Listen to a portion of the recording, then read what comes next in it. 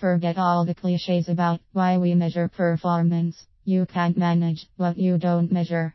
What you measure is what you get. Why we measure performance is much more profound and fundamental. I find this quote from Carl Sagan one of the most inspiring motivations for measurement. If the world was completely predictable, where nothing ever changed, organizations would be like perfect machines. Every output or outcome they intended to produce would be produced precisely as intended.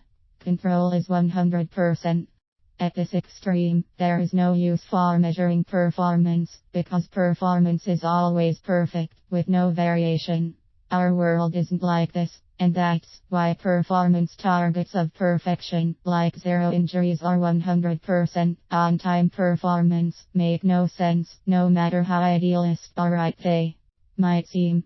Our organizations are not deterministic machines. If the world was completely unpredictable, with no order at all, organizations wouldn't exist, because the concept of organizing would be impossible.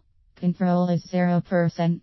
At this extreme, there is no use for measuring performance, because performance varies so randomly that we could not observe patterns of causation, and therefore not learn how to exercise any degree of control over performance. Our world isn't like this either, and there is no excuse for making decisions purely driven by gut feel, or hearsay, or tradition, or whim. Our organizations are not putty in the hands of an individual. Our world is in between these extremes of perfect predictability and perfect unpredictability. There is variation, but it's not the product of complete randomness, it's the product of complexity, and there is order in this complexity. So in our in-between world, we have a use for measuring performance, because it helps us quantify the variation and observe patterns of causation. It helps us learn how we can influence performance by reducing variation and by using or changing these patterns.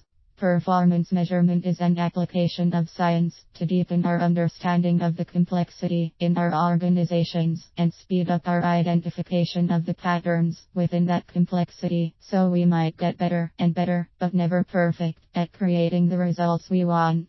Discussion.